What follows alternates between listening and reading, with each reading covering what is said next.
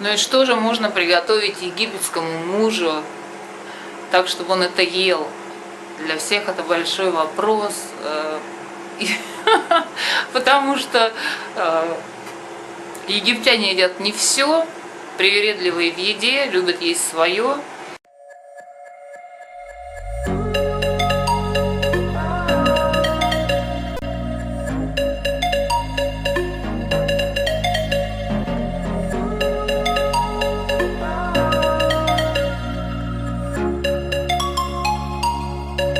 Вот.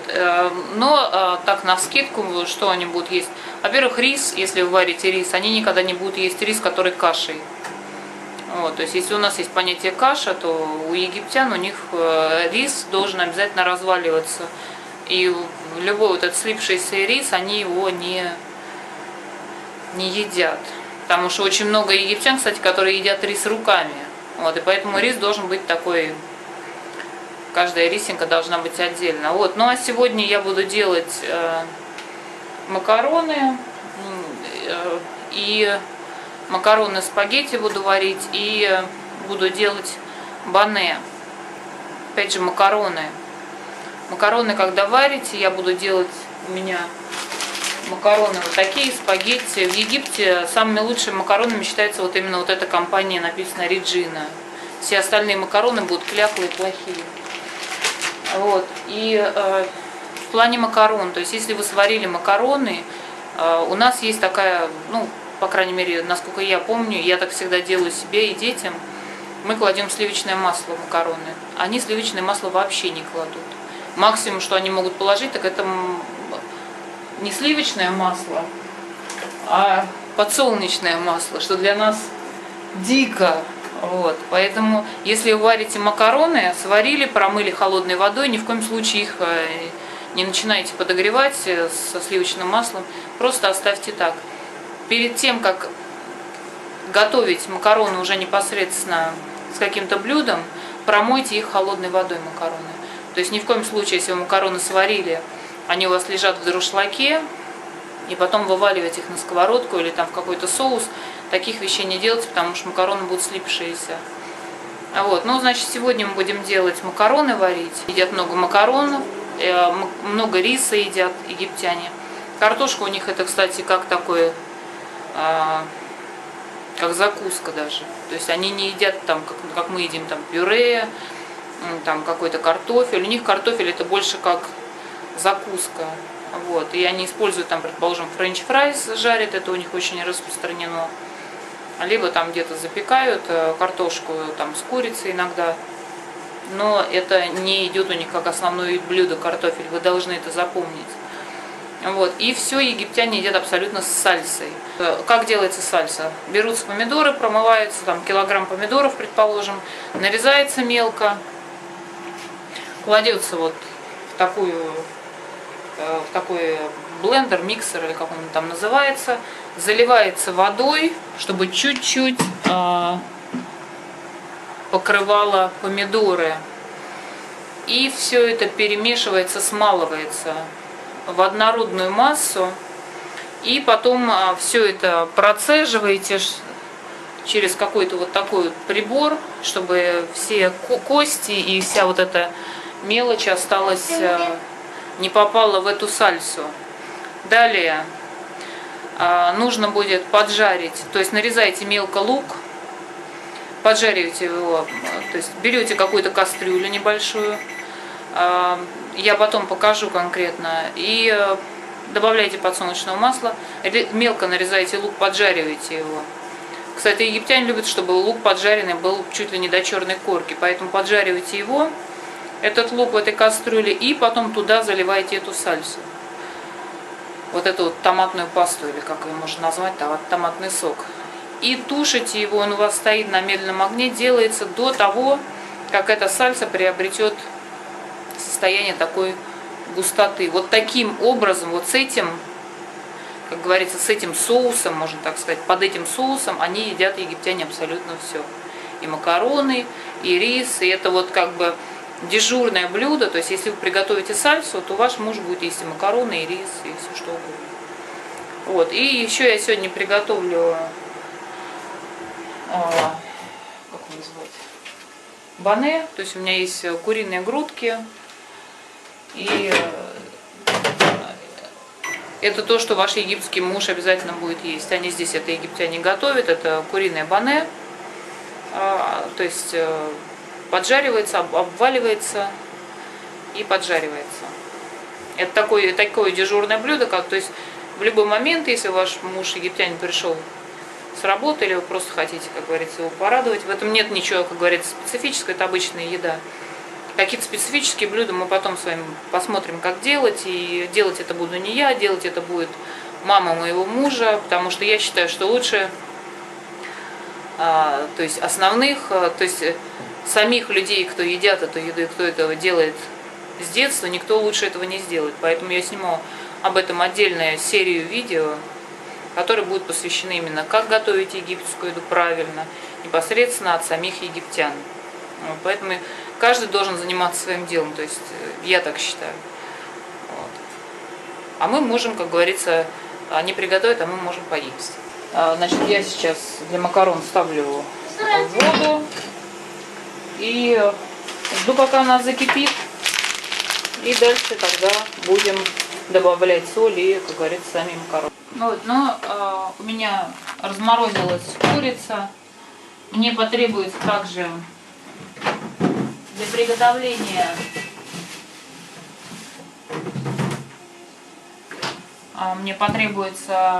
для приготовления баны мне потребуется лук, сама, соответственно, курица, майонез и уксус. Уксус в Египте называется халь, чтобы вы знали. И дальше я беру, как бы, промываю курицу, беру большую, как бы, емкость, куда мне все нужно будет складывать. Соответственно, доску, нож. И сейчас я промою курицу. Вот, ну, курицу я промыла, и я ее сейчас буду нарезать. Нарезать буду... Может, египтяне нарезают большими кусками, такими, как бы, длинными. Я буду нарезать не очень большими кусками, такими небольшими.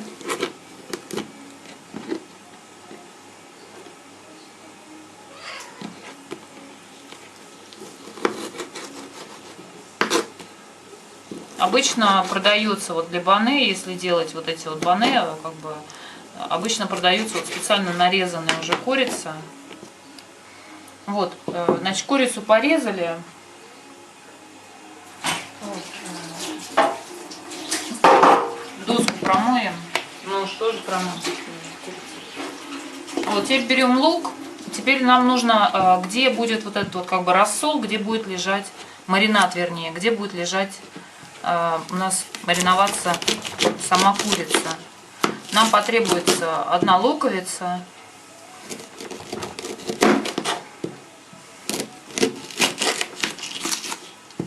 вообще египтяне в большинстве своем используют не белый лук, а темный лук, такой фиолетовый. Я его не люблю использовать, потому что он, когда вообще появляется где-то, он просто темнит всю еду. Значит, я нарезаю крупно лук.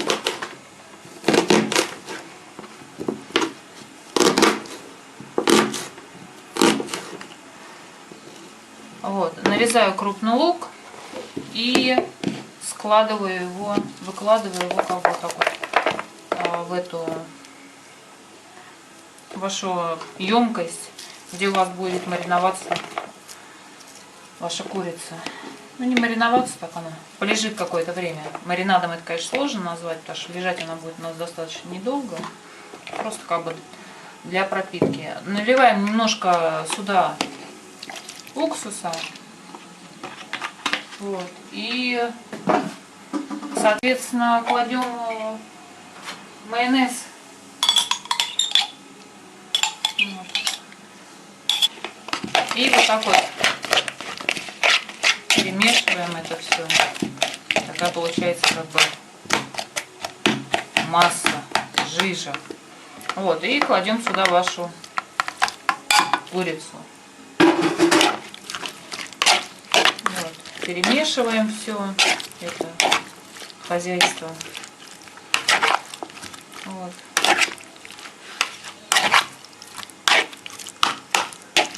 И на какое-то время убираем все это, накрываем и убираем там, ну, минимум минут на 20, на 30 в холодильник. Значит, что мне потребуется для того, чтобы поджарить курицу?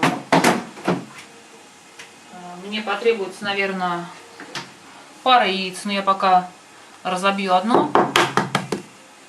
Значит, яйцо. Яйца маленькие, разобью 2. Кстати, яйца в Египте есть 2 видов.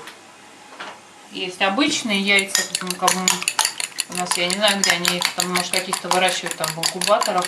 А есть, называется, как бы деревенские яйца.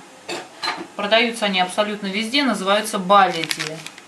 То есть, и египтяне, как любители, соответственно, здоровой пищи, они всегда, конечно же, предпочитают покупать баледи яйца. Еще раз повторю, яйца называются баледи. Вот. И, значит, сюда высыпают 1 вегетар, потому что он у меня только 1. И к нему добавлю еще немножко муки. Потому что если бы у меня было много вегетара, я бы положила только вегетар. У меня всего 1 вегетар, поэтому я вегетар перемешаю с мукой. Вот, перемешайте его так, чтобы он как бы смешался вегетар с мукой. Вот. Чтобы можно было обваливать. Если не хватит, просто можете обвалять просто в муке. И все. Так, значит, все у нас готово. Поджаривать мы будем на подсолнечном масле. Вот, ну водичка у нас потихоньку начинает сейчас уже закипать. Сейчас можно будет посолить макароны, вот, посолить воду и, соответственно, добавить макароны. Вот, воду я на макароны посолила. Сейчас открываю макароны и буду их в кипящую воду закладывать. Еще раз повторюсь, в Египте самые нормальные компании по макаронные компании, это компания Реджина. Другое, там типа вот такого вот плана, там какие-то компании, там разные есть, какой-то алмаз, вот они у меня так и валяются. Это такая гадость, ее просто кляклая гадость, которую потом есть будет невозможно. Все, макароны я положила. Огонь сейчас немножечко убавлю. Вот, и нужно будет их. Как мы проверяем готовность макарон? Берете одну макаронину, ломаете, разламываете ее напополам, и там уже нету такого белого нету, это как вот мука вот эта вот белая. То есть когда вся макаронина становится внутри одноцветная, то есть как бы желтая, значит уже макароны готовы, можно уже их сливать и обливать холодной водой. Вот, мы будем ждать наши макароны, пока они будут вариться, пускай варятся. Вот, ну а мы потихоньку подходим уже к нашей курице. Вот она у нас какое-то время побыла в холодильнике. И, значит, у нас начинается процесс обваливания. Значит, мы берем кусок курицы, обваливаем сначала его в яйце и потом обваливаем его в вегетаре или там что у вас, мука, и выкладываем его на тарелочку. Потом также следующий кусочек берем, сначала обваливаем его в яйце, потом в веджетаре или в муке, что там у вас, неважно. И кладем. И так каждый кусочек. Вот. Я не солю курицу, когда делаю, потому что она там лежала и в майонезе, и в уксусе. И плюс по себе сам веджетар, если вы в веджетаре делаете, там полно всяких каких-то добавок, соли, всего остального. Как бы смотрите, сколько вам надо на сегодня, да? Опять же говорю, чтобы не лежали эти пережаренные куски, чтобы потом их не подогревать. Делайте настолько, сколько вы планируете, что сегодня будет съедено. Не надо делать эти курицу жарить, которая потом никто есть, как говорится, не будет. Или будет там она холодная, ее подогревать по 250 раз абсолютно ни к чему. И вообще я считаю, что вот эти вот куриные бане, их лучше поджаривать прямо перед подачей. То есть вот уже пришел народ, там кто-то там пришел из школы, сын, или там дети пришли из школы, муж вернулся с работы. Вы просто достали как бы там курицу, тот же самый яйца там и веджетар, все быстренько обваляли, поставили сковородку на огонь, масло и поджарили сразу. И оно тогда будет более, как мне кажется, свежее, нежели чем в микроволновке там или на газу разогревать уже готовые вещи. Ну вот, какая у нас ситуация с макароной. Макароны уже размягчили. Вот, и про то, что я говорила, как проверить, готовы ли макаронины или нет. Я сейчас возьму макаронину и видно, не видно, посередине уже все, как говорится, белое ушло. То есть, в принципе, макароны уже можно сливать, обязательно обдать холодной водой. И можете оставить в дуршлаге. Вот, но я обдала холодной водой макароны и положила их в дуршлаг, так оставила. Накройте просто крышкой. Накройте крышкой и оставьте так. Не оставляйте открытыми, чтобы они не заветрились, соответственно. И не делайте с ними ничего до тех пор, пока вы не будете уже, соответственно, знать, что вы подаете что-то на стол. Вот, ну, сейчас тогда мы будем поджаривать уже наше бане. Вот, и положили, сейчас у нас дошла очередь до бане, я вот их положила. Мы их, соответственно, поджарим сейчас с двух сторон, и все, можно будет доставать. Вот, ну, Дэнни уже пришел с экзамена. Как экзамен сегодня? Нормально? Вот, уже ест поджарилось вот это бане с салатом, с хлебом.